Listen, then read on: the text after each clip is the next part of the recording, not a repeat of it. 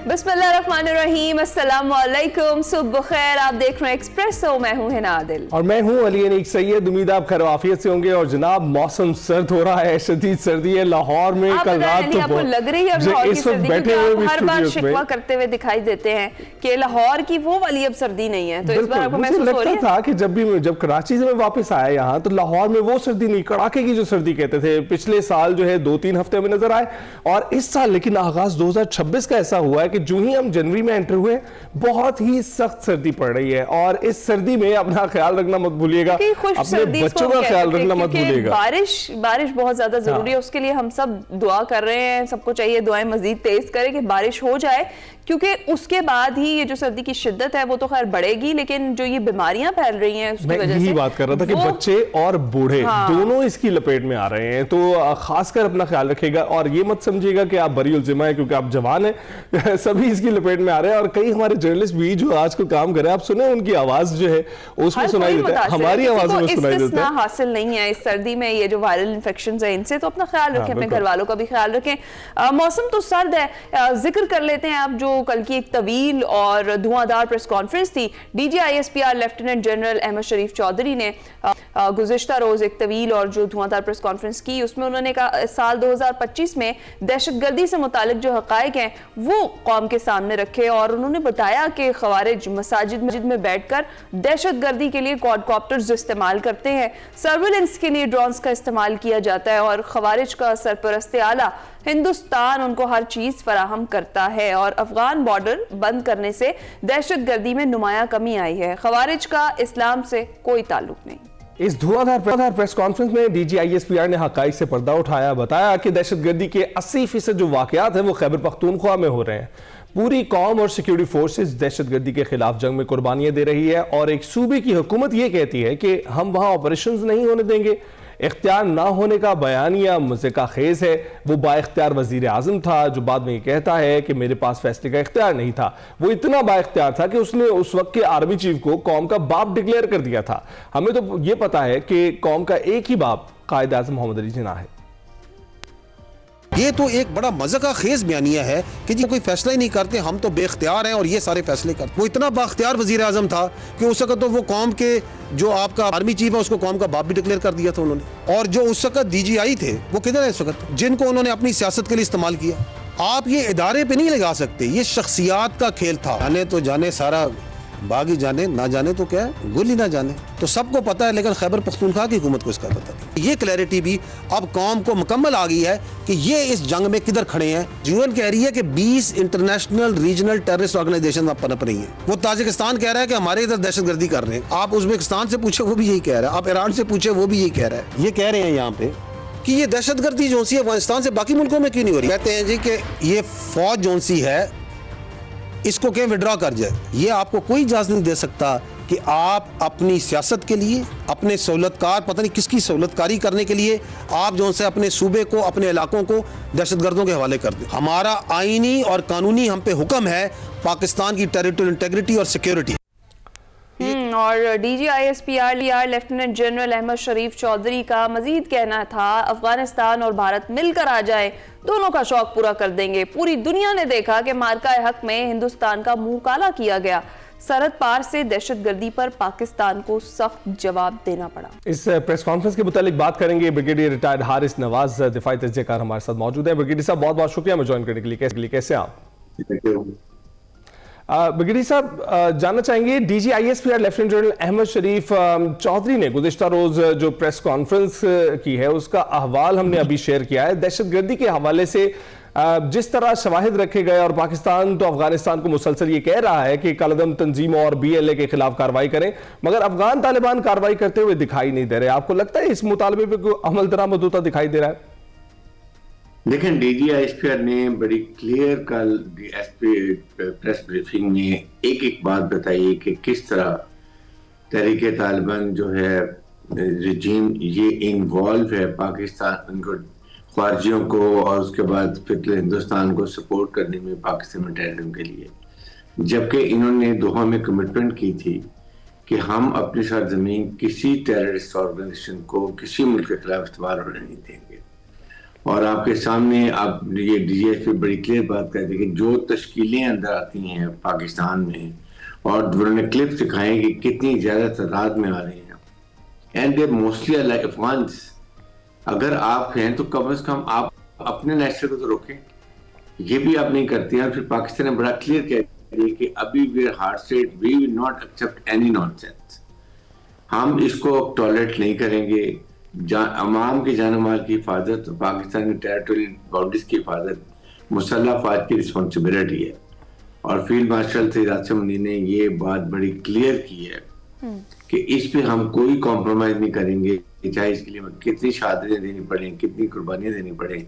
लेकिन एक बात उन्होंने जो स्पेशली की वो ये है कि इलीगल स्पेक्ट्रम और पोलिटिकल जो है ना नेक्सस, जो लिंकेजेस है ये केपीके में, ये बड़ा हमें नुकसान पहुंचा रहा है।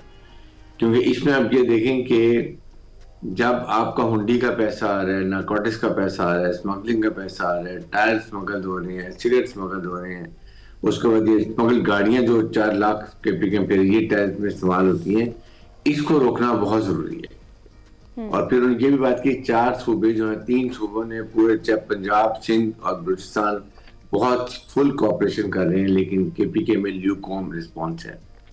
और वहां पर इसी पर जिस तरीके से ये प्रेस कॉन्फ्रेंस थी और जिस तवील प्रेस कॉन्फ्रेंस में फिर केपी की हुकूमत के लिए क्या पैगाम है, क्योंकि डीजीआईएसपीआर ने मेंशन भी किया है और पीटीआई दहशतगर्दी के खिलाफ आपको क्या लगता है कि क्यों नहीं ऑपरेशन की इजाजत दे रही और क्यों जो है वो ताउन नहीं किया जा रहा? देखिए ये एक तो आपका अगर पॉलिटिकल डिफरेंस है कि फेडरल से या जो भी डिफरेंस है, know that is different thing. लेकिन जब पाकिस्तान की बात आती है, पाकिस्तान की अवाम की जान माल की बात आती है, या मुझे टेररिज्म को खत्म करने की बात आती है, उस पे पूरे सूबे, फेडरल गवर्नमेंट और security forces they should be on one page. दुनिया को मैसेज आना चाहिए कि पाकिस्तान इस पे कॉम्प्रोमाइज नहीं करेगा, पूरी कौम साथ खड़ी है।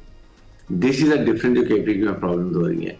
आप वहां पर जाते हैं, जो अब डीजीएस ने बड़ा क्लियर लिखा, जब हम ऑपरेशन करते हैं तो हम पहले एरिया को क्लियर करते हैं, फिर इसको होल्ड करते हैं, फिर इसको बिल्ड करते हैं और लास्ट में हम इसको हैंड ओवर करते हैं ना। हैंड ओवर करने के लिए प्रॉब्लम ये होती है कि district administration has to come forward और वो इस एरिया को अपने कब्जे में लेती है, जहाँ पर पुलिस होती है, एडमिनिस्ट्रेशन होती है, लोकल्स होते हैं, जो डिस्प्लेस लोग होते हैं, उनको वहां पर ले आते हैं ताकि दोबारा वहां पर ये टेररिस्ट ना आ सके। लेकिन वहां ये नहीं होता, तो आपको ये प्रॉब्लम होती है जिसकी वजह से ये नहीं होना चाहिए।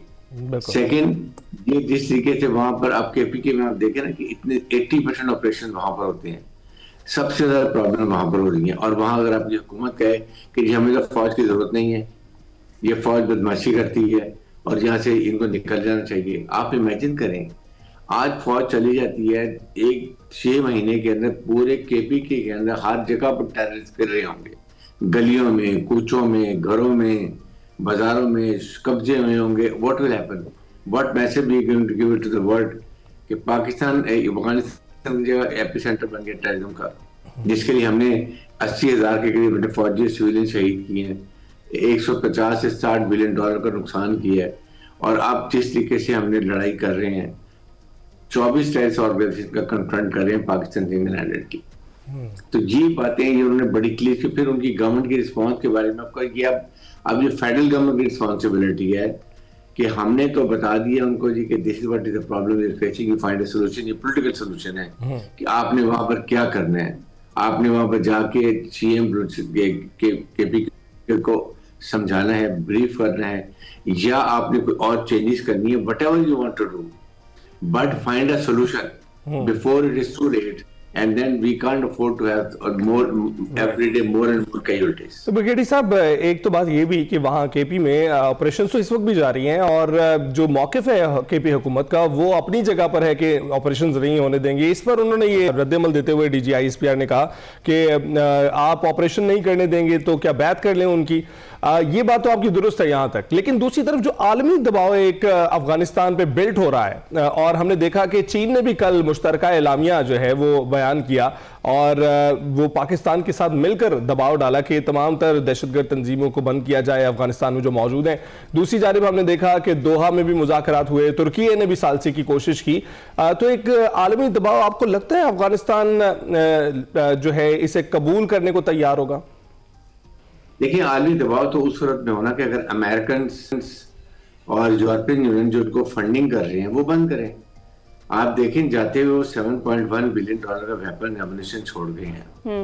उसके बाद उन्होंने बताई, जो रिपोर्ट आई है वहां की अमेरिकन इंटेलिजेंस की जनरल्स की, कि $144 बिलियन दिए और उसका पता नहीं है कि वो कहाँ खर्च हुआ है। सारा पैसा इनकी पॉकेट्स में जा रहा है।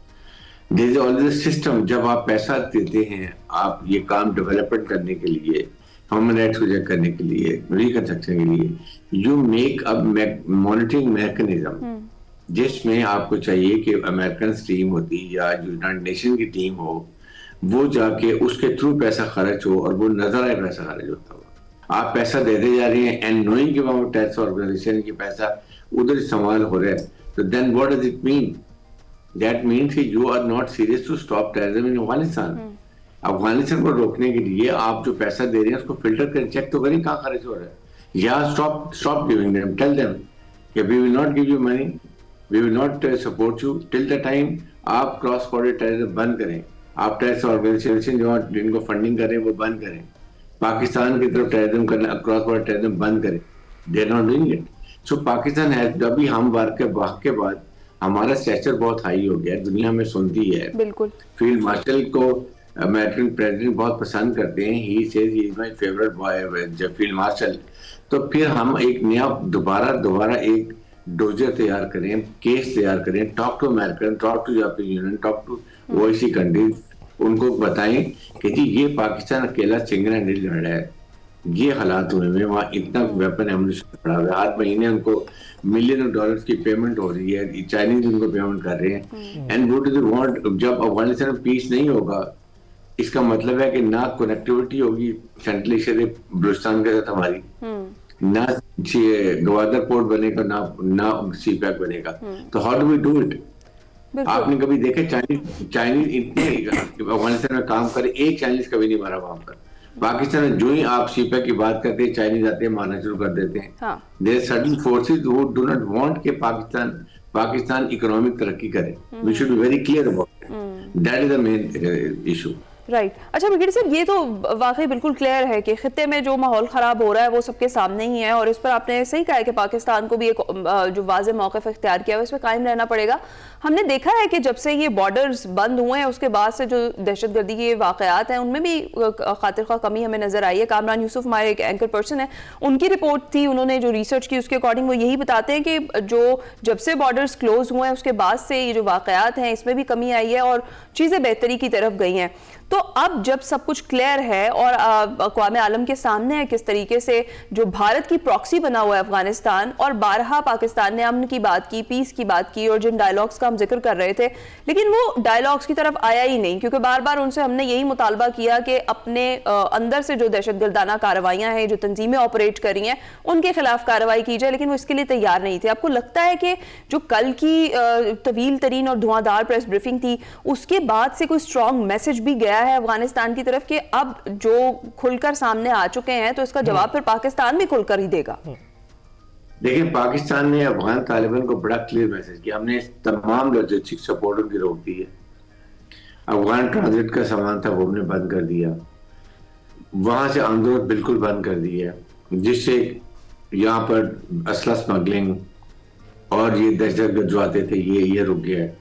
19 to 20% जो है वो टेररिज्म एक्टिविटीज भी कम हो गई हैं। लेकिन पाकिस्तान ने एक बात की है कि देखें, ये जो है ना टीटीपी क्वारजी जो है, आप इनको अगर देखें तो ये क्वारजी ये पाकिस्तानी है, ये पाकिस्तानी तहरीक तालिबान पाकिस्तान है। इस तरह जो ये फिर तो हिंदुस्तान है, ये भी बीएलए ये भी पाकिस्तानी है। We want to sort them out. अगर इनके लिए हमें अफगानिस्तान में जाके भी उनको हिट करना पड़ेगा, अभी बिल को we are not doing anything against Afghan Taliban regime और अफगान अवाम, जिनसे हम तो बहुत मोहब्बत करते हैं, लेकिन पाकिस्तानी जो हमारे ट्रुप्स के खिलाफ, हमारी फोर्सेस के खिलाफ, रियासत के खिलाफ हथियार उठाते हैं, उनको हम नहीं छोड़ेंगे। बिल्कुल ठीक। उनको हमें मारेंगे वहां में जाकर। ब्रिगेडियर साहब, जैसे कि हमने देखा है कि अमेरिका ने अपने डिफेंस डिपार्टमेंट को जो है डिपार्टमेंट ऑफ वॉर अब बना दिया है, तो एक स्ट्रेटजी तो हमें नजर आती है कि पूरी दुनिया में तब्दील होती हुई नजर आ रही है। क्या आपको लगता है ये तब्दीली हमारे यहाँ भी है और हम भी इस बहर में शामिल हैं? लेकिन पाकिस्तान ने आज से 2014 में जब ये एपीएस का मसला हुआ था, तो हमने उस वक्त 20 पॉइंट का नेशनल एक्शन प्लान बनाया था। फिर रिवाइज हुआ 2022 में कि जी अभी हम 14 पॉइंट कर लिए, और उसमें नेक्टा को अभी तक हमने उसको फौज नहीं, लेकिन फौज ने उसमें ने टॉप पे है टेररिज्म, काइनेटिक ऑपरेशन, हम उसी तरह कर रहे हैं, बिल्कुल कोई कमी नहीं है। क्या बाकी चीजें, मदरसा reforms, judicial reform, police reforms, have we done it? क्यों नहीं किए? Is there any reason? मदरसा में 32,000 मदरसे हैं पाकिस्तान के अंदर, 16,000 रजिस्टर्ड ही नहीं है। हमें ये नहीं पता कि उनको फंडिंग कौन करता है, किस एजेंडे पे वो काम करते हैं, क्या वहां पर लिटरेचर पढ़ाया जाता है, कैसे ब्रेन वॉश की जाती है, क्योंकि सारे आपके उलमा खड़े हो जाते हैं। तो it has to national consensus on this, तो ये फेडरल गवर्नमेंट का काम है। इसलिए इसके लिए हमें चाहिए कि हम अभी इस पर सख्ती से अमल करें, ठीक है। और सेकंड जुडिशियल सिस्टम ठीक हो रहा है, जिनको पकड़ते हैं उसको स्पीडी ट्रायल और स्पीडी सजा मिलनी चाहिए, वो नहीं होती है। बिल्कुल ठीक है, बहुत शुक्रिया। ब्रिगेडियर हारिस नवाज साहब हमारे साथ थे और DGISPR की कल की जो प्रेस ब्रीफिंग थी उसको हम डिस्कस कर रहे थे। अभी हम ब्रेक पर जाएंगे। Welcome back. सेगमेंट शामिल करते हैं सफर शर्त। आज बात हो रही है अलतित किले के बारे में कि वहां के गाइड सयाहों की 3 इकसाम बनाते हैं और आपकी कौन सी किस्म है जानते हैं।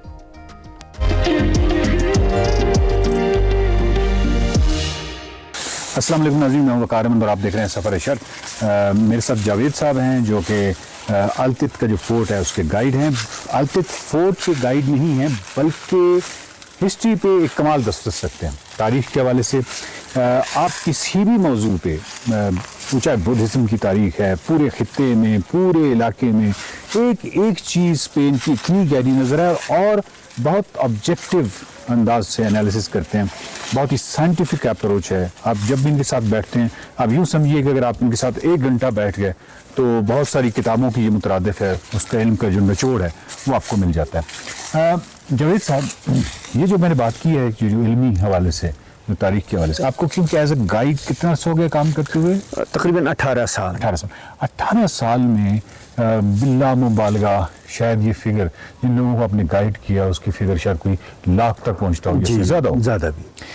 इसमें 2 तरह के टूरिस्ट आते हैं। एक वो होते हैं जिनको क्यूरियोसिटी होती है उनके अंदर, जो उसमें वाकई जानने वाले होते हैं, और एक वो होते हैं जो कि नहीं जानने, मतलब उनको कोई खास इंटरेस्ट नहीं होता। बिल्कुल। एक वो होते हैं जो पहले से पढ़ के आते हैं, जो हो सकता है कि किसी जगह पे आपके इल्म में भी कुछ इजाफा हो गया। बिल्कुल। और कुछ ऐसे होते हैं जिनको यहाँ आके पूछते हैं कि यहाँ पे हमजा में आके, हमजा जैसी जगह पे आके कि यहाँ कोई देखने वाली जगह है। तो इस तरह की भी, इस हवाले से आपका क्या एक्सपीरियंस है? हमारे मुल्क में 3 किस्म के लोग हैं। ठीक है। जो अहले इल्म हजरात हैं, क्या कहें उनके बारे में। अच्छा, क्या बात? उनकी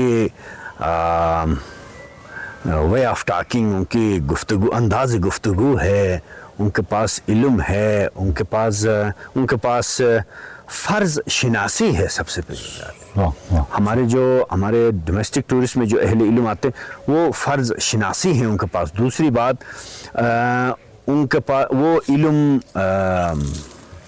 को वो हासिल करना चाहते हैं, और उनमें खूबी ये है हमारे डोमेस्टिक टूरिस्ट में जो अहले इल्म हजरात हैं, कौन कह रहा है ये नहीं देखते हैं, क्या कह रहा है वो ये देखते हैं। ठीक है। और उनके साथ साथ अहले मगरिब हैं। ठीक है। खैर, अहले मगरिब आते हैं तो हमें फिर अपने दिमाग के पेच प्लास वगैरह रखना पड़ता है, क्योंकि वो जब पूछते हैं तो फिर उनको उस तरीके से जवाब देना काफ़ी, हाँ जी, और उनके पास डेप्थ है, और वो पहले से कुछ ना कुछ पढ़ के आते हैं। फिर हमारे डोमेस्टिक टूरिस्ट में दूसरे किस्म के वो लोग हैं जिनके पास पैसा बहुत होता है। या ना भी हो तो दिखावा होता है। तो वो तस्वीरों के शायकीन हैं, और वो भी नेचर का नहीं, अपना। कभी ऐसे खड़े होंगे कभी ऐसे खड़े होंगे, तो कहेंगे कि भाई हमारी तस्वीर बनाओ, इस तरह से बनाओ, उस तरह से बनाओ। अगर हम तस्वीर बना भी ले, कितनी भी अच्छी, नहीं ये अच्छी नहीं आई, इसमें मेरी आंखें बंद थी, तो आंखें तुम्हारी बंद थी, मेरा कसूर थोड़ी है। सो उसके बाद एक किस्म के लोग आते हैं जो ना उनको तस्वीरों से मोहब्बत है, ना उनको नेचर से कोई लगाव है। उनको पूछना होता है कि आपका कौन सा मजहब है। वो हजरात जो इस्लाम के 73 फ़िरक़ों में से कोई 10 फ़िरक़ों का भी नाम पूछें तो उनको नहीं आएगा, लेकिन उनको ये इंटरेस्ट जरूर होता है, हाँ, कि आप मुसलमान है भी कि नहीं। दूसरी बात, कचरा फेंकने वाले।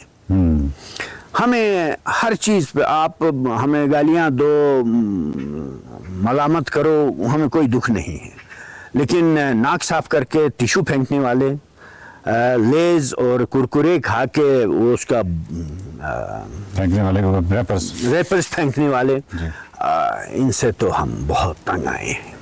मैं तो ज़ाती तौर पे बहुत तंग आया हूँ। सो पिछले साल हमने एक खातून ने रैपर फेंका, वो हमारे साथ वाले ने कहा मैडम ये आपने रैपर आपने फेंका है, इसको उठाओ। वो रोने लगी कि मुझे कचरा उठाने के लिए कहा है। इधर आके रिसेप्शन पे उसने शिकायत की कि आप कमेंट बुक दे दो, मैं उसमें लिखना चाहता हूँ, यहाँ वो गार्ड बदतमीज़ है, उसने मुझे रैपर उठाने के लिए कहा है। तो यहाँ फिर उसने अपने जेब से एक टिश्यू का एक मलबा उठा के फेंका, गिराया, तो वो बेचारा रहमत नाम का एक हमारा गार्ड है, उसने उठा के ले जाके डस्टबिन में डाला। तो उसको ये भी नहीं समझ आया कि ये मुझे बता रहे हैं इशारती ज़बान में कि आप यहाँ भी फेंक रही हो, तो यही रवैया वहाँ भी आपने इस्तेमाल किया होगा। हमारे डोमेस्टिक टूरिस्ट में इस तरह के लोग आते हैं। हम किसी से भी नाराज़ नहीं हैं। मैं जो मेरी ओपिनियन है, मुझे कोई काफर कहें, कोई मुल्हिद कहें, कोई मुशरिक कहे, हमें कुछ भी कहे, हमें कोई उस पर दुख नहीं है। हाँ, हमें कचरा फेंकने वालों पर गुस्सा आता ज़रूर है। क्या खूबसूरत बात की है, क्या खूबसूरत बात। हमें गुस्सा कचरा फेंकने वालों पर आता है। वाह वाह वाह वाह। अदरवाइज आपके अंदर मुझे मालूम है कि आप एक सूफ़ी और उस तरफ की एक सोच के आदमी हैं, और बहुत ही कमाल शख्सियत है। बहुत ही खूबसूरत आपने मैसेज दिया, और दो चीज़ें इसमें बहुत नुमायाँ होती हैं। नंबर 1, आप किसी भी जगह पे जाएं खुदा के लिए पढ़ के जाएं, और जब आप पढ़ के जाते हैं तो उन चीज़ों में उस जगह पे मीनिंग पैदा हो, मानवियत पैदा हो जाती है। वो चीज़ जो है वो खुल के आपके सामने आती है, आप उसको एंजॉय करते हैं, आप अपने आप को अहम समझते हैं कि इतनी अहम चीज़ को मैं पढ़ के या इसको देख के, जब मैंने देखा है इतनी अहम चीज़ देखी है, तो उसकी पूरा हिस्टोरिकल बैकग्राउंड होता है किसी भी चीज़ का, तो आप अपनी नज़र में भी अहम हो सकते हैं। ये तमाम चीज़ें हैं। और सेकेंडली यहाँ तक कचरा है, ये मैं हुंजा में 2 साल रहने के बाद मुझे आइडिया हुआ है कि एग्जैक्टली जो उन्होंने बात की है, आप गाली दे दें, आप इनको बुरा भला कह दें, ये बहुत हम्बल सब कुछ, लेकिन ऐसे मुझे लगा यहाँ रहते हुए जैसे कोई इस तरह आप रैपर फेंकते हैं ना, या कोई चीज़ फेंकते हैं, तो ये इसके मुतरादिफ है। इनको ऐसे लगता है जैसे इनको कोई किसी ने गोली मारी है। हाँ जी, और इस फिर तरह हमारी अंदर की बर्बरियत जाग जाती। तो सिर्फ इस वजह से, सिर्फ। और कचरे के हवाले से ये नहीं है कि सिर्फ हम हुंजा की बात करते हैं, और हुंजा ठीक है, साफ़ है, जीबी बहुत खूबसूरत है, बाकी पाकिस्तान सारा मुल्क हमारा अपना है, इसको ऑन कीजिए, देखते रहिए सफर शर्त। वेलकम बैक टू एक्सप्रेसो जनाब। कुछ मशी सूरत हाल की बात कर लेते हैं। पाकिस्तान स्टॉक एक्सचेंज की बात करते हैं, जिसमें नए रिकॉर्ड्स बन रहे हैं। गुज़िश्ता रोज 100 इंडेक्स 1,86,000 पॉइंट्स की नई बुलंद तरीन सतह पर पहुंचा। और आज की क्या सिचुएशन है, आज के क्या हालात है, और इन्वेस्टर्स की किन शोबों में जो हिस्सेस में सरमायाकारी है उसमें दिलचस्पी नजर आ रही है, इस पर हम बात करेंगे। मैं ज्वाइन कर चुके हैं एहतिशाम मुफ्ती साहब, हमारे नुमाइंदे हैं और जो खास खुसूसी नजर रखते हैं इन मामलात पर। बहुत शुक्रिया एहतिशाम, कैसे हैं आप? अल्लाह का फजल है। एहतिशाम, जानना चाहेंगे कि 2025 जो है उसके बाद जब हम नए साल में एंटर हुए तो रिकॉर्ड नोईद की तेजी देखी जा रही है, इसके अवामिल आपको क्या नजर आते हैं? जी, 26 जनवरी को नई मॉनेटरी पॉलिसी में शरह सूद में मजीद कमी के तवक्कुआत हैं। और इन तवक्कुआत की बदौलत म्यूचुअल फंड्स और इनफरादी नौइयत के जो सरमायाकार हैं उनकी मार्केट में ज़्यादा दिलचस्पी नज़र आ रही है। और इस दिलचस्पी के बायस आज फिर एक कारोबार का आगाज 1700 पॉइंट्स की तेजी के साथ हुआ, जिसके नतीजे में मुल्क की तारीख में पहली बार इंडेक्स की 1,86,000 पॉइंट्स की नई बुलंद तरीन सतह भी रकम हो गई है। जी बिल्कुल, आपने कहा कि साल 2025 में IMF प्रोग्राम में जब पाकिस्तान ने शमूलियत इख्तियार की, फिर दोस्त ममालिक ने मौखर अदायगियों की सहूलत और इस्लाहात की बदौलत जो मईशत दुरुस्त सिमत पे गामजन हो गया है, उसके नतीजे में पाकिस्तान स्टॉक एक्सचेंज में साल 2025 में 59,000 पॉइंट्स की तारीख साज तेजी रिकॉर्ड की गई और 100 इंडेक्स का 1,72,000 पॉइंट्स का संगे मिल पूर हो गया था। तेजी का यह तसलसल साल 2026 के पहले दिन से बरकरार है। पुरकशिश रिटर्न की वजह से यौमिया बुनियादों पर नए इन्वेस्टर्स की जो मार्केट में शमूलियत हो रही है, जिससे नए साल के इब्तिदाई सेशन में तकरीबन 12,000 से ज़ायद पॉइंट्स का रिकॉर्ड इजाफा हो गया है और यौमिया बुनियादों पर 100 इंडेक्स नित नए रिकॉर्ड बना रही है। राइट। अच्छा एहतशाम, आपने कहा कि इन्वेस्टर्स की दिलचस्पी बढ़ रही है, तो किन शोबों के जो हिस्सेस हैं, जो शेयर्स हैं, उनमें ज्यादा इन्वेस्टर्स की दिलचस्पी जो है वो नजर आ रही है सरमायाकारी के हवाले से? जी आपने बिल्कुल बेहतरीन सवाल किया। इस वक्त इन्वेस्टर्स उन शोबों में सरमायाकारी को तरजीह दे रहे हैं जो मईशत की नमू में अहम किरदार के हामिल हैं। इनमें बैंकिंग सेक्टर सरफहरिस्त है, जिसमें हौसला अफजा जो मालियाती नताइज हैं उसके तवक्कुआत हैं। आइंदा रिजल्ट रैली में रिजल्ट सीजन शुरू होने वाला है, जबकि सीमेंट, फर्टिलाइजर, मदनियात, oil and gas, pharmaceutical, automotive sector भी सरमायाकारियों की तवज्जो का मरकज बने हुए हैं। राइट। तो एहतशाम, मार्केट कैसी रहेगी रवा साल? 100 इंडेक्स कितनी बुलंद तरीन सतह पर जा सकता है, क्या एक्सपेक्टेशन है? जी साल 2026 मिनरल्स और माइनिंग का साल है। रेकोडिक प्रोजेक्ट में के बाद जो है ऑयल एंड गैस सेक्टर में ज़्यादा अच्छा परफॉर्मेंस नज़र आ रहा है। रेकोडिक में आने वाली जो गैर मुल्की सरमायाकारी के जो मुस्बत असरात हैं वो ऑयल एंड एक्सप्लोरेशन सेक्टर पर मरतब होंगे, जबकि फर्टिलाइजर में भी गुजरते वक्त के साथ फॉरेन इन्वेस्टमेंट मुतवक्को है। इसी तरह सर्कुलर डेट में बतदरीज कमी से यह देरीना मसला हल होता हुआ नजर आ रहा है और इन्हीं अवामिल के बायस माहिरीन पेशगोई कर रहे हैं कि जल्द 100 इंडेक्स 1,90,000 का हिस्सा रकम कर जाएगा। ठीक है। अच्छा एहतशाम, मैं एक और चीज़, जो नई मॉनेटरी पॉलिसी है उसके हवाले से भी बताया कि उसमें क्या इम्कानात है शरह सूद के बढ़ने के या कम होने के?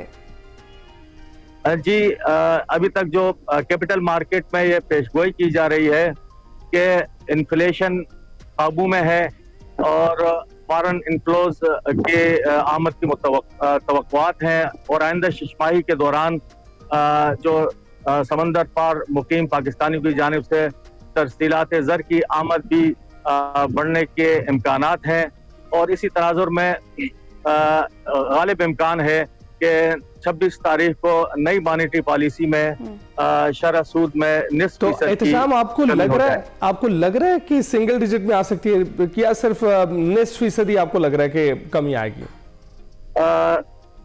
जो पाकिस्तान की ताजर और सनअतकार बरादरी है उनकी तरफ से तो ये गुज़श्ता कई सालों से ये डिमांड है कि जो अफरात ज़र की में होने वाली कमी के तनासुब से शरह सूद को सिंगल डिजिट पे लाया जाए और क्योंकि खित्ते में इस वक्त जो पाकिस्तान में शरह सूद है वो सबसे ज़्यादा है, तो ताकि कारोबारी लागत में कमी हो और गालिब इम्कान है, तवक्को की जा रही है कि नई मॉनेटरी पॉलिसी में शरह सूद 90% की कमी हो। ठीक है, बहुत शुक्रिया एहतशाम मुफ्ती हमारे साथ मौजूद थे। मौशी सूरत हाल हम डिस्कस कर रहे थे, जो स्टॉक एक्सचेंज में नए रिकॉर्ड पर हम बात कर रहे थे। अभी हम ब्रेक पर जाएंगे। Welcome back. प्लास्टिक एक मसला है जिसका तस्करा अब अक्सर आपके सुनने में आता ही होगा, जिसे हम हर रोज इस्तेमाल करके कूड़े में फेंक देते हैं। क्या आपने कभी सोचा है कि आलूदगी का बायस बनने वाला ये प्लास्टिक क्या वाकई ये प्लास्टिक ही मसला है या हमारा इस्तेमाल करने का जो तरीकाकार है वो मसला है? इस्लामाबाद में काम करने वाली कंपनी इको ब्रिक्स ने इसी सवाल का अमली जवाब दिया है। इको ब्रिक्स ने प्लास्टिक के फुजले को रिसाइकिल और अपसाइकिल करके प्लास्टिक की ईंटें, tiles, planters, tea coasters, award shields और फर्नीचर तैयार किया है, यानी कचरे को कारआमद बनाया है, मजबूत और खूबसूरत मसनूआत में तब्दील कर दिया है। अब तक इको ब्रिक्स 1 मिलियन से ज्यादा दूध के खाली डब्बे और 500 किलोग्राम से ज्यादा प्लास्टिक को दोबारा इस्तेमाल के काबिल बना चुकी है। और ये महज आदादोशुमार नहीं है, ये इस बात का सबूत है कि अगर नीयत हो तो प्लास्टिक आलूदगी पर काबू पाया जा सकता है। इको ब्रिक्स की बनाई गई रिसाइकल टाइल्स अब F9 पार्क और इस्लामाबाद में F9 पार्क इस्लामाबाद में नस्ब कर दी गई हैं और इस ब्रिक्स का मकसद सिर्फ मसनूआत बनाना ही नहीं है बल्कि एक सोच को फरोग देना है कि प्लास्टिक को ज़ाया करना नहीं, जिम्मेदारी से दोबारा इस्तेमाल करना ही इसका असल हल है। जी हाँ, मजीद प्लास्टिक को इस्तेमाल करके हम कौन कौन सी अशिया बना सकते हैं, इस हवाले से हमने बात करनी है। हमारे साथ मौजूद है इको ब्रिक्स की बानी कशफ अख्तर। अस्सलाम वालेकुम कशफ, गुड मॉर्निंग। सबसे पहले तो हमें इस आइडिया के हवाले से बताएं कि ये इको ब्रिक्स का आइडिया आया कैसे और किस तरह से इसके ऊपर काम शुरू हुआ। आपने ये जो प्लास्टिक का इशू है इसको एक हम कह लें कि बिजनेस मॉडल में आपने इसको तब्दील कर दिया, ये कैसे किया? वालेकुम अस्सलाम। जी, आइडिया इस तरह आया था कि जब आप यूनिवर्सिटी में पढ़ रहे होते हो तो आप डिफरेंट चीज़ों को एक्सप्लोर करते हो। मैंने भी यही किया। मैंने अपनी यूनिवर्सिटी लाइफ में ही कुछ चीज़ें काम स्टार्ट कर दिया था करना। कुछ ना कुछ मैं कर ही रही होती थी और एक दिन जब मैं घर वापस जा रही थी इस्लामाबाद से सरगोदा, तो वो मैंने ईंटों के भट्टे देखे थे। ज़्यादा गौर की तो समझ आया कि उसमें काला धुआं निकल रहा होता है और हम जो उसको जलाने के लिए यूज़ करते हैं वो प्लास्टिक ही है। अब सोचें आप कि हम प्लास्टिक क्यों यूज़ कर रहे हैं भट्टे जलाने के लिए, तो उसकी वजह ये निकली कि वो प्लास्टिक वैसे भी इन्वायरमेंट का पोल्यूशन का बायस ही था और ना वो बिकता है, ना वो कलेक्ट होता है, ना रिसाइकल होता है। तो इससे बहुत बेहतर उन्होंने ये समझा कि यार इसको जला के हम अपना फ्यूल बना लें। वो लॉन्ग टर्म जलता रहता है बट ये हमारी इन्वायरमेंट के लिए बहुत हैजर्डस है। तो वहाँ से ये आइडिया स्पार्क हुआ कि क्यों ना हम इसको कारआमद बनाएं और इसी से अगर हम ब्रिक्स बना लें, तो ब्रिक्स बनाते बनाते हम और चीज़ें बना रहे हैं अब, टाइल्स, प्लांटर्स, फर्नीचर। तो इस तरह आइडिया मुझे बहुत ही खूबसूरत। आपने F9 पार्क इस्लामाबाद को तो आपने बेहतरीन शक्ल दे दी है और लोग जो भी उधर से गुजरते हैं उससे क्या उनको वाज़े तौर पर पता चलता है ये प्लास्टिक से बनी चीज़ें? जी जी, वहाँ पे एक तख्ती लगी हुई है। CDA के साथ मिलके हमने वो एक छोटा सा सेटअप किया था 2 साल पहले, तो अब तो हम बहुत बड़ी जगहों पे लगाने जा रहे हैं। तो वो एक अच्छा हमारा भी इनिशिएटिव था। राइट। अच्छा कशिफ, ये जो एक आम रिसाइकलिंग है और फिर ये जो अपसाइकलिंग है, इसमें बुनियादी तौर पर फ़र्क क्या होता है? और दूसरा ये कि किस किस्म का जो प्लास्टिक वेस्ट है उसको आप यूज़ में लेकर आते हैं और ख़ुसूसी तौर पर जो हम नंबर देखें 1 मिलियन की दूध के जो डब्बे हैं वो रिसाइकिल करना किस तरीके से मुमकिन हो पाया? चलें पहले सवाल की तरफ आते हैं। देखिए, बहुत अच्छा सवाल है। रिसाइकलिंग सिर्फ उस चीज की होती है जो सेम कंपोजिशन में होती है। मतलब अगर आपने कोई रेड कलर लिया तो आप सारा रेड ही लोगे फिर, ठीक है, बेसिक ज़बान में बताऊं तो। अगर आपने एक तरह का प्लास्टिक लिया, जैसे कि आपने अब कोका कोला की बोतल ली है, अब वो ही सारी बोतल आपने लेनी है और उसको फिर आपने क्रश करना है, मतलब उसके छोटे छोटे पार्टिकल करने हैं और उसके बाद उसको दोबारा से मशीन में डाल के प्लास्टिक की फॉर्म में बनाना है। इसको कहते हैं रिसाइकलिंग। रिसाइकलिंग होती है होमोजीनियस मिक्सचर की। होमोजीनियस मतलब कि एक तरह का। अपसाइक्लिंग डिफरेंट है। अपसाइक्लिंग में आप प्लास्टिक को प्लास्टिक में कन्वर्ट नहीं करते बल्कि किसी और चीज में कन्वर्ट कर सकते हो, क्योंकि हर चीज दोबारा प्लास्टिक में कन्वर्ट होने की सलाहियत नहीं रखती। जैसे कि आपके थैले, आपके चिप्स के पैकेट या कुछ भी प्लास्टिक जिसकी लेयर्स होती हैं, तो उसमें इतनी सलाहियत नहीं होती कि दोबारा से वो कन्वर्ट हो जाए प्लास्टिक के अंदर। तो आप उसको कर देते हो अपसाइकल। अपसाइकल मतलब आपने उसको किसी और चीज में अपग्रेड कर दिया, जो हम करते हैं। हमने प्लास्टिक लिया, हम उसको प्लांटर की शक्ल दे देते हैं, हम उसको कुछ और बना देते हैं, बट वो दोबारा प्लास्टिक नहीं रहता और उसके बाद वो दोबारा क्रश होके मादा बन जाएगा, जिसको आप जो घरों के अंदर होती है ना, वो फाउंडेशन के जो फाउंडेशन बनाते हैं तो उसमें मिट्टी डालते हैं, उस जगह पे आप उसको डिकम्पोज कर सकते हो या डिस्पोज कर सकते हो। ये हो गया पहला सवाल का आपका जवाब। Am I clear on this? Right. तो ये बताइएगा कशफ, आपने सुना ही होगा मुर्तज़ा वहाब जो है वो कह रहे थे कि जो ढक्कन भी इससे बनाए जाएंगे मुख्तलिफ गट्ठों के, और वो ये कह रहे थे कि इसका इस्तेमाल जो है बेहतरीन तरीके से इसी तरह से किया जा सकता है। तो क्या आपसे कोई राब्ता किया गया, कोई इस तरह की बातचीत हुई? अच्छा, राब्ता डायरेक्टली तो नहीं किया गया, लेकिन उनके जो बहुत जानने वाले क्लोज लोग हैं उन्होंने मुझे अप्रोच जरूर किया था और उन्होंने मुझे कहा कि हम ये इनिशिएटिव कराची में लाना चाह रहे हैं एंड हमें मतलब आपकी सपोर्ट से एक बड़ा फैसिलिटी वहाँ पे भी लॉन्च करनी है। फिर हम उसकी बातचीत में हैं और हम भी ये मैनुअल कवर्स इस्लामाबाद में लॉन्च करने लगे हैं विद वो जो यहाँ पे म्यूनिसिपैलिटी है MDA। तो इंशाल्लाह I see a good future of it and ये स्ट्रेंथ में भी बेहतर होगा जो बाकी ढक्कन होते हैं और ये चोरी भी नहीं होगा। ठीक है। अच्छा कशफ, जिस तरीके से अभी हम प्लास्टिक वेस्ट का जिक्र कर रहे हैं, ये आगे आने वाली हमारी नस्लों के लिए तबाही के अलावा और कुछ नहीं है। डेफिनेटली आप बहुत अच्छा काम कर रही हैं जिस तरीके से इसको रिसाइकिल किया जा रहा है या अपसाइकिल किया जा रहा है। तो इस हवाले से कोई इनिशिएटिव्स गवर्नमेंट के साथ भी कोई कोलैबोरेशंस आपकी चल रही हैं, कुछ पंजाब हुकूमत के साथ या फिर फेडरल गवर्नमेंट के साथ, कि इस वेस्ट मटेरियल का आखिरकार एक पक्का जो सोल्यूशन है वो सामने आए और उसे इसी तरीके से यूज किया जाए बड़े लेवल पर जिस तरह से अभी आप कर रही हैं?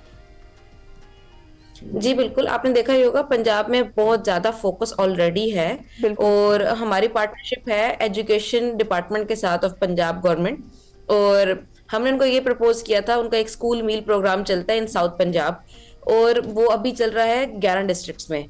वो रूरल एरियाज में मिल्क फ्राहम करते हैं बच्चों को, मिल्क और बिस्किट्स, और डेली 1 मिलियन पैक्स डिस्ट्रीब्यूट होते हैं पूरे साउथ पंजाब में।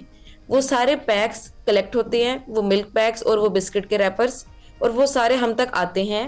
हम उसको रिसाइकल करके स्कूल फर्नीचर बना के हुकूमत को वापस दे रहे हैं। वो फर्नीचर ज्यादा ड्यूरेबल होगा, खराब नहीं होगा और लॉन्ग टर्म उनको वैल्यू ऐड करके देगा। मैं यही पूछना चाह रही थी कि ये जो चीजें इससे बनती हैं रिसाइकलिंग के बाद या अपसाइकलिंग से, इस वेस्ट मटेरियल से, इन प्रोडक्ट्स का जो लाइफ स्पैन है वो कितना होता है? क्या ये जो दूसरी, जैसे अगर ईंटों का जिक्र कर ले तो क्या ये नॉर्मल ईंटों के मुकाबले में कुछ इनकी क्वालिटी में कोई फर्क होता है या फिर इनको उसी तरीके से यूज किया जा सकता है उनके रिप्लेसमेंट? इसी में ऐड करूंगा कि क्या ये उतनी ही मजबूत होती हैं, क्योंकि हम ढक्कन भी सोच रहे हैं बनाने का। ढक्कन से बहुत सारे जो है ट्रैक्टर ट्रॉलर्स गुजरते हैं उसके ऊपर से जो काफी वजनी होती है, और इसके अलावा ईंटें, उससे तो जो है आप चीजें भी तामीर कर सकते हैं। तो क्या ये इतनी मजबूत होती है कि बनाया जा सके? तो बिल्कुल ऐसा ही है। देखें, स्ट्रेंथ जो है वो आपको कंक्रीट से ज्यादा मिलेगी, ये कंफर्म है। अच्छा। और अब मुझे बाकी लोगों का तो नहीं पता, बट जिस तरह हम बनाते हैं उसमें बहुत अच्छी स्ट्रेंथ आती है और वो सरपास ही करती है जो हमारा दूसरा प्लास्टिक है, हमारा दूसरा सीमेंट है। और हमने इसके स्ट्रेंथ टेस्ट PCSIR से सर्टिफाई भी करवाए हैं, तो इसकी लोड बेयरिंग कैपेसिटी सरपास करती है, तो उसका प्रॉब्लम नहीं आता और ये ज्यादा ड्यूरेबल है, नहीं खराब होंगे। अगर देखें, एक दो चीजों में ये कारआमद है। एक, पहले ये ज्यादा ड्यूरेबल है, तो दूसरा ये कि उनका कलर भी नहीं खराब होगा। आप कहीं पे भी कंक्रीट यूज करते हैं या जो कलर वाले वो पेवर भी होते हैं, वो 1 साल बाद खराब हो जाते हैं और वो टूटने लग जाते हैं, आपकी सड़कों के पेवर टूट जाते हैं। तो ये चीज इस वाले प्रोडक्ट में नहीं आती। इसकी वजह से ये मार्केट के लिए बड़ा, आप कह लो, इम्पैक्टफुल प्रोडक्ट है जो हम लॉन्च कर रहे हैं। सिंस ये इनोवेशन है, एक नई चीज है, मार्केट में आने में टाइम लगेगा, लेकिन वी आर होपफुल के इसके जो फायदे हैं वो आहिस्ता आहिस्ता लोगों को नजर आने लग जाएंगे। वी आर ऑल्सो होपफुल कि इस तरह की जो चीजें हैं इनसे काम करना अगर शुरू कर दिया जाए तो हमारे तो बड़े सारे मसाइल खत्म हो जाएंगे। अच्छा, आपके लिए इस वक्त सबसे बड़ा चैलेंज क्या है? इकोब्रिक्स के लिए सबसे बड़ा चैलेंज क्या है? रॉ मटेरियल या फिर जो इसके ऊपर कॉस्ट आती है या फिर रिसाइकलिंग में कोई दिक्कत, इस तरह की कोई मुश्किलात भी सामने आई हैं आपके? जब भी कोई चीज स्टार्ट की जाती है तो ये सारे मसले आते हैं। ये 2 साल हो गए हमें स्टार्ट किए हुए और हर तरह का ही मसला आया। कभी रॉ मटेरियल का मसला, कभी जगह का मसला, कभी इसको बनाने का मसला, कॉस्ट का मसला। अल्हम्दुलिल्लाह अब काफी चीजें सॉर्टेड हैं।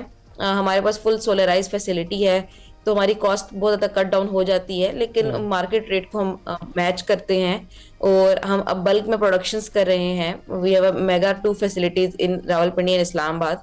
तो अब हमारा एक्सपेंशन फेज है और जो प्रोडक्ट्स हम देते हैं वो मार्केट में काफी पसंद किए जाते हैं, खासतौर पे हमारे प्लांटर्स। और ये प्लांटर्स हर कॉर्पोरेट को हम अब तक दिए हैं और इवन इंटरनेशनली भी भेजे हैं। तो we have a good market अब और सियासत मसले आते हैं तो सॉल्व कर रहे हैं। बिल्कुल ठीक है कशिफ, ऑल द बेस्ट आपके फ्यूचर एंडेवर्स के लिए, और हम चाहेंगे कि जो ऑप्शन चाह रही हैं वो बिल्कुल हो सके, और प्लास्टिक का इससे बेहतरीन इस्तेमाल और क्या हो सकता है। ब्रेक पर जाएंगे। वेलकम बैक टू एक्सप्रेसो जी। जरा क्रिकेट की बात कर लेते हैं, बड़ी जरूरी है क्रिकेट की बात करनी एक्सप्रेसो में। T20 वर्ल्ड कप से पहले श्रीलंका के खिलाफ सीरीज का जो चैलेंज है उस पर बात करते हैं। ग्रीन शर्ट्स जलवा दिखाने के लिए भरपूर तैयारी के साथ मौजूद हैं। दोनों कप्तानों ने दम्बोला स्टेडियम में दिलकश ट्रॉफी के साथ फोटोशूट भी करवाया, वो भी हमने सोशल मीडिया पर देखा। कप्तान सलमान अली आगा बोले कि स्क्वाड में बासलाहियत नौजवान खिलाड़ी मौजूद हैं, हम उन्हें मौके देंगे, उम्मीद है वो अच्छी कारकर्दगी दिखाएंगे। पाकिस्तान और श्रीलंका के दरमियान T20 मैचेस 7, 9 और 11 जनवरी को दम्बोला में खेले जाएंगे, और जो वर्ल्ड कप से काबिल कंडीशन से हम आहंग होने का एक बड़ा इंपॉर्टेंट और अहम मौका भी हमें फराहम करेंगे। दूसरी जानिब बांग्लादेश क्रिकेट बोर्ड की दरख्वास्त पर ICC ने T20 वर्ल्ड कप के शेड्यूल में तब्दीली पर गौर शुरू कर दिया है, और ये अपडेट आई है कि उन्होंने जो है इसको मुस्तरद कर दिया है। बांग्लादेश को हिदायत जारी की गई है कि आप जो अपने मैचेस खेलें, नहीं तो पॉइंट्स कटवाना पड़ेंगे। एग्जैक्टली ऐसा ही है। और बांग्लादेश क्रिकेट बोर्ड ने भी T20 वर्ल्ड कप के लिए जो जिस तरह से हमने जिक्र किया कि भारत ना भेजने का टीम ऑलरेडी कर दिया था, फिर IPL की टेलीकास्ट पर भी पाबंदी आयद कर दी गई है। तो अब यहाँ सवाल ये है कि क्या ICC वाकई T20 वर्ल्ड कप के शेड्यूल में कोई बड़ी तब्दीली करेगा या नहीं करेगा। जो सिचुएशन आगे बन रही है, बांग्लादेश का क्या डिसीजन, इस पर वो कायम रहेंगे, इस पर हमने बात करनी है। बात करने के लिए हमें ज्वाइन कर चुके हैं सैयद मोहम्मद उवैस, स्पोर्ट्स तज्जियाकार हैं, उनसे जानते हैं। वैस कैसे आप? अल्लाह का शुक्र, आप सुनाएं? बिल्कुल ठीक ठाक। अच्छा, अब सबसे पहले तो यही बात करते हैं कि बांग्लादेश ने मना किया और ICC का रिप्लाई जो है वो आपने देख लिया है कि मनफी आया है, मुस्तरद कर दिया गया है। आप समझते हैं कि अगर इसी जगह पर इंडिया होता या इसी जगह पर कोई और टीम होती तो ऐसा ही रिस्पॉन्स होता? देखिए, अनफॉर्चुनेट है ये जिस तरीके का मैंने, क्योंकि अभी थोड़ी देर पहले ही मैं सोशल मीडिया पे एक्सप्रेस की वो देख रहा था स्क्रीनशॉट जहां पर ICC ने मुस्तरद किया, और ये इट्स एन अलार्मिंग सिचुएशन। अगर ये कल कोई इनके साथ हो रहा है तो किसी भी कंट्री के साथ हो सकता है। मसला सिर्फ ये है ना कि जब बिग 3 की आप बात करते हैं, बड़े क्रिकेट बोर्ड्स की बात करते हो, खास करके ऑस्ट्रेलिया, इंग्लैंड, अगर वो ये बात करते तो क्या ICC इसके ऊपर ये फैसला देता? शायद ना देता इस पे, क्योंकि आपको इनको पता है कि BCCI का बहुत ज्यादा रोल है ICC के अंदर। ऑब्वियसली प्रेसिडेंट जो उनसे हैं वो खुद BCCI के हैं, इंडिया के हैं। RSS अपना उनकी आइडियोलॉजी है, वो कभी भी जिंदगी में नहीं चाहेंगे कि इतना बड़ा एक इवेंट है वो इंडिया से हटाया जाए या उसको ज्यादा ठेस पहुंचाई जाए इस चीज के ऊपर। लेकिन बांग्लादेश का जो एक स्टांस है वो बड़ा एक एक्यूरेट और परफेक्ट स्टांस यहाँ पर अब देखने वाली बात है कि बांग्लादेश इस पे क्या रिस्पॉन्स करता है, क्योंकि जो 2 डीमेरिट पॉइंट्स हैं वो मिलेंगे बांग्लादेश टीम को, तो ये एक बड़ी चीज होती है। यहाँ पर भी ऑब्वियसली कट्स भी लगते हैं, फंड्स में बहुत सी चीजें होती हैं, लेकिन अगर रिजिड फैसला है तो फिर उसकी देखने वाली बात है कि स्टेटमेंट वहां से क्या आती है। लेकिन एक चीज तो क्लियर हो चुकी है कि जितने भी बड़े इवेंट्स हैं वर्ल्ड कप दुनिया की आप बात करते हैं, क्रिकेट में तो ये डोमिनेट करते हैं, मैं इसमें कोई डाउट नहीं, क्योंकि ऑब्वियसली फाइनेंसेस हैं, लीग क्रिकेट में इनकी डोमिनेशन है, ICC के अंदर इनकी डोमिनेशन है। लेकिन जब आप डिफरेंट स्पोर्ट्स की बात करते हैं, खास करके बिड कर रहे हैं ओलंपिक्स के लिए, आई डोंट नो 2028 के ओलंपिक्स हैं किसके लिए, मुझे डेट याद नहीं है, बिड कर रहे हैं इंडिया उसके लिए, डेफिनेटली वो बॉडी देख रही होती है जो वहां सूरत हाल हो रही है, क्योंकि वो तो एक डिफरेंट बॉडी है, वहां पर इनकी इतनी ज्यादा दमखम चलना नहीं है। क्योंकि अगर आप थोड़ा सा ले लें तो आपको याद हो ऑस्ट्रेलियन जिस वक्त वर्ल्ड कप हुआ था, फीमेल वर्ल्ड कप जो वुमेन्स का था, उसमें ऑस्ट्रेलियन क्रिकेटर्स को हरासा करना वो एक बहुत बड़ा एक इशू बना था, आपको याद हो इंडिया के अंदर। उसके बाद ऑस्ट्रेलियंस पे एक्शन भी लिया था। उसके बाद अब ये बांग्लादेश वाला मामला आप देख लें, आप मेसी वाला मामला आप देख लें, दैट शोज के बड़ा इवेंट वहां पर करवाना इस वक्त खतरे से खाली नहीं है। वो जिस तरीके से इसको ले रहे हैं इवेंट्स को, चाहे पब्लिक की बात करें, चाहे उनके जो अपना धरता जो इवेंट्स को लेके चलते हैं, दैट शोज के उनके पास इतनी अच्छी प्लानिंग नहीं होती। आप खुद देख लें कि वर्ल्ड कप T20 सर पे है, आई गेस महीना रह गया, महीने से भी शायद कम रह गया, 28-29 दिन रह गई, अभी तक उसकी हाइप ही नहीं है। ये इतने डरे हुए हैं, बांग्लादेश वाला तो मामला अपनी जगह, कितने डरे हुए हैं कि आपने प्रोमो शूट में पाकिस्तान को नहीं डाला। दैट शोज पे आपके अंदर बुकलाहट कितनी है। मैं फिर कहूंगा बुकलाहट के साथ साथ बुक्स भी है। वैसे मैं तो यही कहूंगी स्ट्रेट फॉरवर्डली कि ये तो हमेशा से ऐसे ही करते आए हैं और इनसे आगे की भी उम्मीद हमें यही है कि ये इसी तरह की हरकतें करते ही रहेंगे।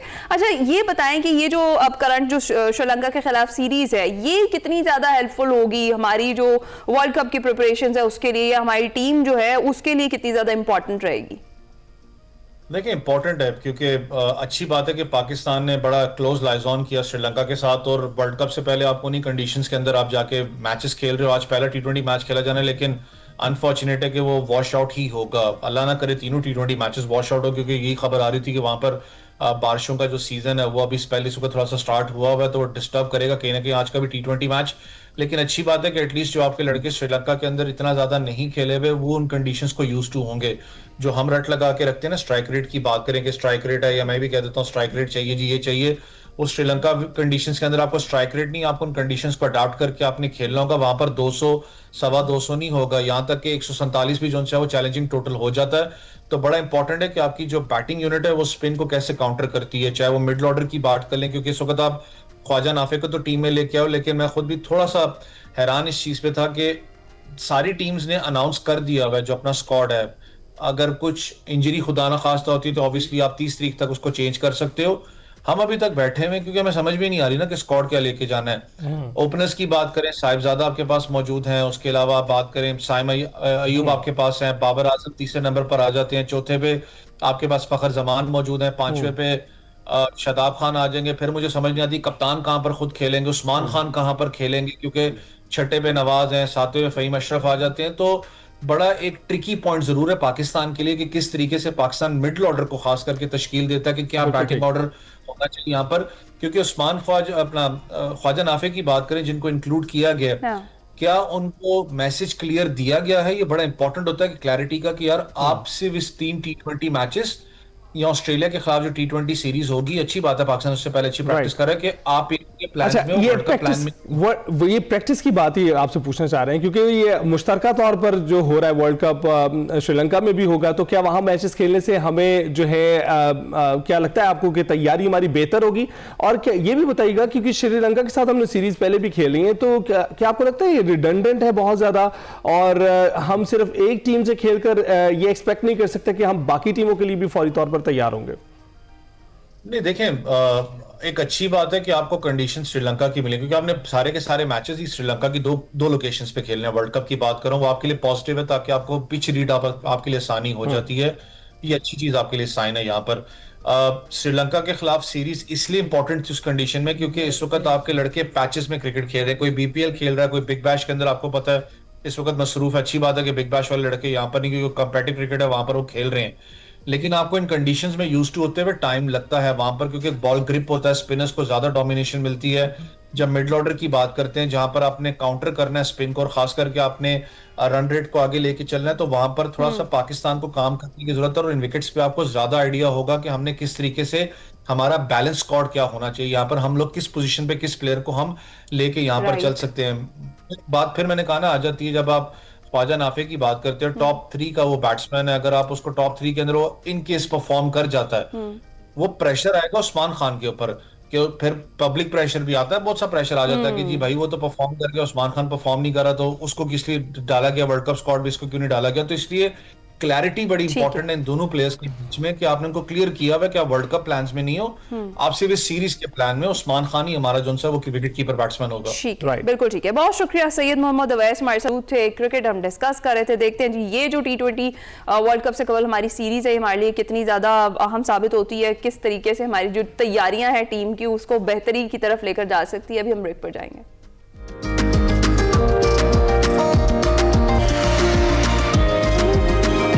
Welcome back. बड़े अहम तरीन टॉपिक पर आज हमने बात करनी है। जिस दौर में हम सांस ले रहे हैं वो सिर्फ तेज रफ्तार नहीं बल्कि डिजिटल दबाव से भरा हुआ दौर है। मोबाइल फोन आप देख लें, सोशल मीडिया देख लें, नोटिफिकेशंस देख लें, अब आर्टिफिशियल इंटेलिजेंस है, ये सब हमारी जिंदगी को आसान बनाने आए थे, मगर कहीं ना कहीं हम खुद इनके मोहताज बनते जा रहे हैं।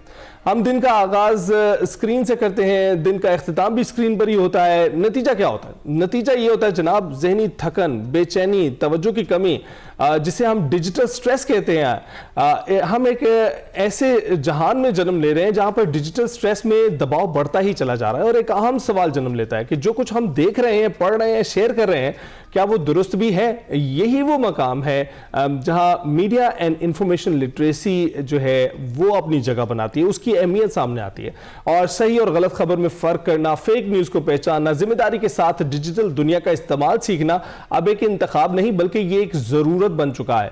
आपने देखा ही है कि एआई पे डिपेंडेंसी किस तरह से बढ़ती चली जा रही है, टेक्नोलॉजी का इस्तेमाल किस तरह से बढ़ता चला जा रहा है, और इससे जो हम इस्तेमाल करने वाले सार्फिन है यानी कि हम लोग किस तरह से बिला सोचे समझे इन चीज़ों के पीछे चल रहे हैं? क्या हम अपनी सोच, तख्लीक और फैसले मशीनों के सुपुर्द करते चले जा रहे हैं?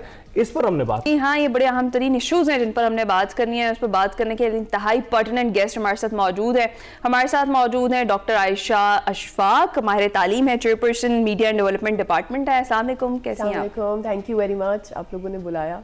बहुत जरूरी था आपको क्योंकि बुलाना। इस टॉपिक पर बात करने के लिए आपसे बेहतर कोई शख्सियत हो नहीं सकती। और मेरा ख्याल है कि जब आपको स्क्रीन पर कट किया ना तो 90% जो सहाफत के स्टूडेंट्स हैं ना, वो उन्हें पता चल गया है कि आप कौन है जी यहाँ पर बैठी हुई, क्योंकि सारे ही आपके स्टूडेंट्स निकल रहे हैं डिपार्टमेंट से। अच्छा, ये जो टॉपिक हमने आज बात करने के लिए चूज किया है, ये बड़ा ज्यादा इंपॉर्टेंट हो गया है। कुछ हालिया वाकयात भी हमने ऐसे देखे।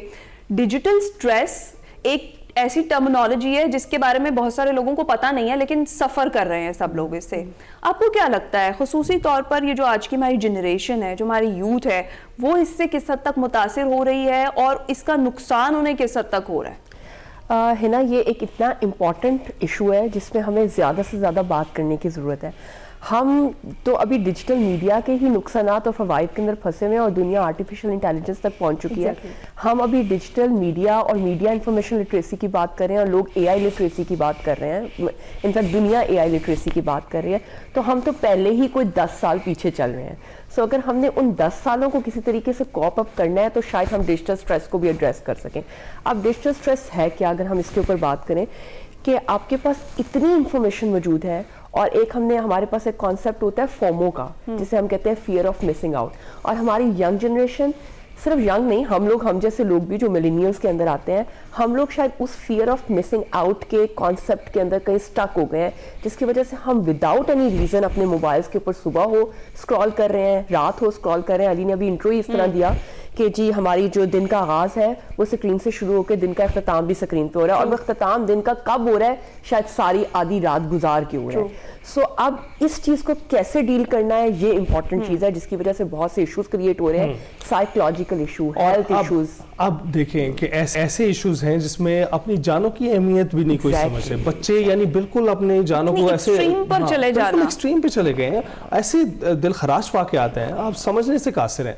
आप वैसे समझने की थोड़ी कोशिश करते हैं। क्या सिर्फ डिजिटल स्ट्रेस इसी वजह से है कि आप स्क्रीन का ज़्यादा इस्तेमाल करते हैं, या जो मीडिया में, जो सोशल मीडिया में जो पैगामात दिए जा रहे हैं बच्चों को कि उनकी लाइफस्टाइल किस तरह की होनी चाहिए, उनका जो है ना पढ़ाई कैसी होनी चाहिए, टीचर कैसा होना चाहिए, पेरेंट कैसा होना चाहिए, क्या ये भी वजूहात है कि एक रोल मॉडल्स इस तरह के जिसे कहते हैं अननेचुरल रोल मॉडल्स खड़े कर दिए गए हैं उनके लिए कि उसको फॉलो करते करते ही वो हो जाते हैं इस तरह की सूरत हाल का शिकार? बेसिकली सोशल कंपैरिजंस इतने ज्यादा फेक बन रहे हैं सोशल मीडिया वर्ल्ड के अंदर या वर्चुअल वर्ल्ड के अंदर कि हम उसको रियलिटी के साथ शायद कनेक्ट नहीं कर पा रहे।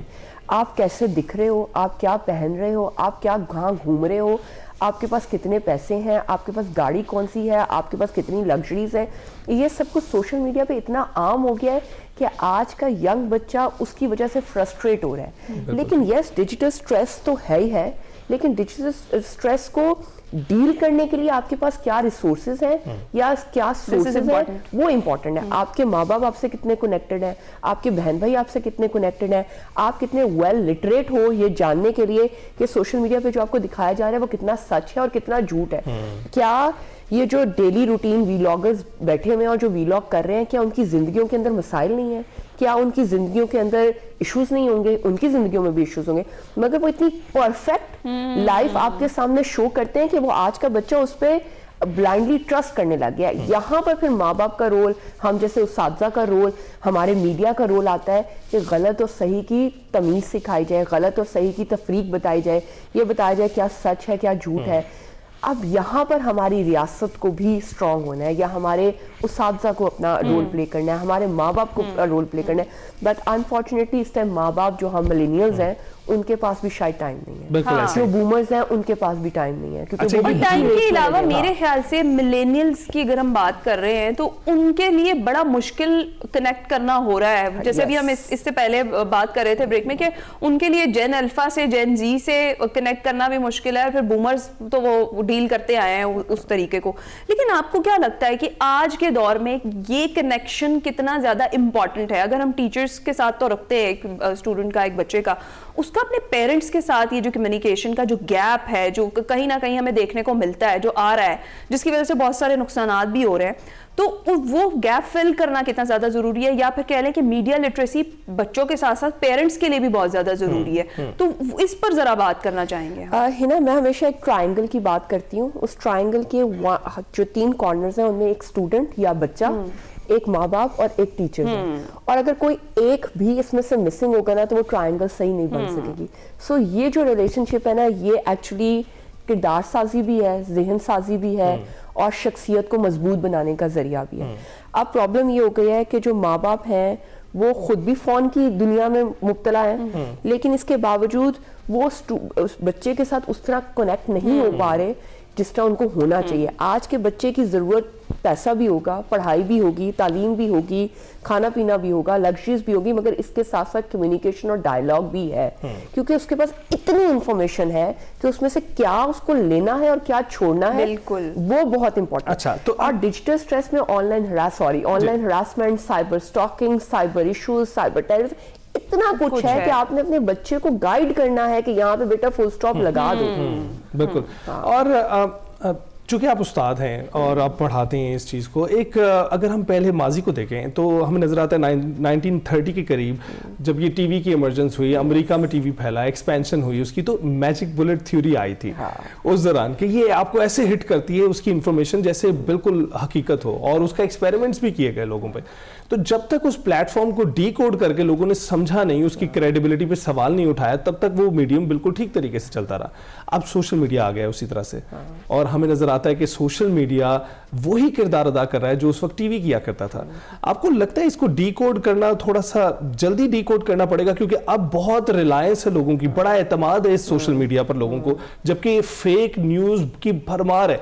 हमारे जो ट्रेडिशनल मीडिया जैसा टीवी की बात करें, अखबारात की बात करें, ये प्रोसेस से गुजर के जाते हैं, फिल्टर्ड इंफॉर्मेशन होती है, उसको बाकायदा जांचा जाता है, परखा जाता है, फिर शेयर किया जाता है। वहां पर तो कुछ भी फिल्टर नहीं, और खुदा न खास्ता अगर कोई गलती हो भी जाए तो अगले दिन उसकी क्लैरिफिकेशन अखबारात में भी आती थी, और टीवी भी एटलीस्ट उसको बताते हैं कि जी ये गलत नशर हो गया, ये गलत बात हो गई। और सोशल मीडिया में ऐसा कोई कॉन्सेप्ट नहीं है। अब तो मसला ये है कि अब तो मैं फिर वही बात कहूंगी, चैट जीपीटी इतना आगे चला गया है कि हमारे छोटे छोटे बच्चे जो है वो चैट जीपीटी से पूछते हैं कि अब क्या करना है, अब कैसे बिहेव करना है, अब क्या होना चाहिए। इसका सोल्यूशन क्या है? ट्रस्ट वर्दीनेस जो है वो चैट जीपीटी और एआई की भी उतनी नहीं है। एआई हेलुसिनेशंस भी मौजूद है, बिल्कुल। एआई कैसे काम करता है, एआई के पास क्या डेटा है। मैं पिछले दिनों में कोई न्यूज पढ़ रही थी कि इसराइल ने बहुत इन्वेस्टमेंट की है चैट जीपीटी को प्रो इसराइल बनाने के लिए, कि उसका कितने स्टीरियोटाइप्स और कितने बाइसेस जो हैं उस एआई डेटा सेट के अंदर फीड कर दिए गए हैं। ये भी आम करने की जरूरत है कि एआई से जितनी आपको इन्फॉर्मेशन मिल रही है वो सारी वैलिड या सच नहीं है। आपको डिजिटल मीडिया से जो इन्फॉर्मेशन मिल रही है वो सच और सच नहीं है। अच्छा, अब आपने सवाल पूछा कि इसको डील कैसे किया जाए। मुझे ऐसे लगता है कि इसके लिए डिजिटल डिटॉक्सिफिकेशन का जो कॉन्सेप्ट है उसको आम कर देना चाहिए। इतना ज्यादा हमें अपनी जिंदगियों के अंदर ये शामिल, ठीक है 24 घंटों में से 12 घंटे अगर हम लोग जाग रहे हैं या हम 18 घंटे भी जाग रहे हैं, तो हमने इसमें से 1 घंटा ऐसे रखना है जिसमें हमने किसी भी टेक्नोलॉजी को या मोबाइल को हाथ भी नहीं लगाना। एंड टू बी ऑनेस्ट, अब मैं अपने घर में अपनी बेटी को डिजिटल डिटॉक्स कराती हूँ। मैं उसको कहती हूँ आपके जो टैब है ना वो रेस्ट करने चला गया है, she is just 7 years old, तो उसको डिजिटल डिटॉक्सिफिकेशन का, तो मैं उसको कहती हूँ बेटा आपकी टैब थक गई है, अब टैब ने भी थोड़ी देर रेस्ट करना है, आपने भी रेस्ट करना है, मैंने भी करना है, let's go for a walk या let's read something with hard book, like आप हार्ड पकड़ लो, सही स्टोरी बुक पकड़ो, हम इससे पढ़ते हैं। सो मैं तो डिजिटल डिटॉक्सिफिकेशन के हक में हूँ कि आपका ऑफ स्क्रीन टाइम कितना है, उसको कितना बढ़ाना है, क्योंकि अगर आप भी फोन छोड़ देंगे, आपका बच्चा भी छोड़ देगा, तो यकीनन कोई ना कोई टॉपिक्स होंगे जिस पे आप बात करेंगे, और वो टॉपिक्स आजकल की जेन जी और जेन अल्फा अपने मसाइल की ही करेगी, जिसमें डिजिटल मीडिया ही है, वो बताएगी। अब जिस टाइम मैं पिछले दिनों में एक एग्जांपल मेरे सामने आई कि मेरी बेटी मेरी अम्मी के घर थी और उसने कोई गेम डाउनलोड की और वो उस पे खेलने लग गई। थोड़ी देर के बाद मैं गई तो उसने मुझे कहा mama can I use your credit card. मैंने कहा व्हाई? मामा वो इस गेम के अंदर मुझे किसी ने कहा कि अगर आपने नेक्स्ट लेवल पे जाना है तो आप मुझे $100 दे दो अपने मामा के क्रेडिट कार्ड से, आप नेक्स्ट लेवल पे भी चले जाओगे, आपको 1000 गोल्ड कॉइन्स भी मिल जाएंगे। तो mama I would be rich and I would be winner of this game. आप नहीं चाहती? मैंने कहा baby show me your tablet. मैंने टैबलेट देखी तो there was a random guy with some fake name और वो उससे चैट कर रहा था और उसको कहता शी इज जस्ट 7 और किस तरह की गेम्स होंगी, बच्चों वाली गेम्स होंगी, पता नहीं वो कोई जंपिंग वाली गेम थी और उसने जंप करके अगले में जाना था, कोई ऐसी वो रोब्लॉक्स कोई पबजी टाइप गेम्स नहीं थी, वो कोई जंप करने वाली गेम थी। एंड मैंने उसको समझाया बेटा this is the scam, he can abuse you, he can harass you, it's not right। Credit card use नहीं करते, क्रेडिट कार्ड यूज करने वाली गेम्स भी अच्छी नहीं होती। और मैंने उसके साथ उसने कहा ओके मामा हम इसको ना वो अनइंस्टॉल कर देते हैं और मैंने उसने बैठ के उसको अनइंस्टॉल किया, लेकिन मैंने उसकी बकायदा उसको काउंसलिंग की कि बेटा दिस इज रॉन्ग। तो मुझे लगता है यहाँ पे आप माँ का भी बहुत बड़ा रोल है, बाप का भी बहुत बड़ा रोल है और उस बच्चे को बताना कि ये सही है या गलत है। अगर मेरे पास टाइम ना होता या मैं केयर ना करती, मैं कहती अच्छा बेटा कुछ खरीदना है, अच्छा ये लो ले लो। बिल्कुल ठीक। तो ये चीज आप माँ के तौर पे बेहतरीन कर रही हैं, लेकिन उस्ताद के तौर पर और जिस तरह से आप यहाँ बैठी हैं उसकी आगाही फैला रही हैं, उसके लिए आने का बहुत शुक्रिया और हमारे नाज़रीन से गुफ्तगू करने का बहुत शुक्रिया। डिजिटल डिटॉक्स आप भी इंश्योर करें। एग्जैक्टली इसी के साथ हम आपसे इजाजत चाहेंगे, आपसे मुलाकात होगी कल। अपना ख्याल रखिएगा, फीडबैक जरूर दीजिएगा। अल्लाह हाफिज़।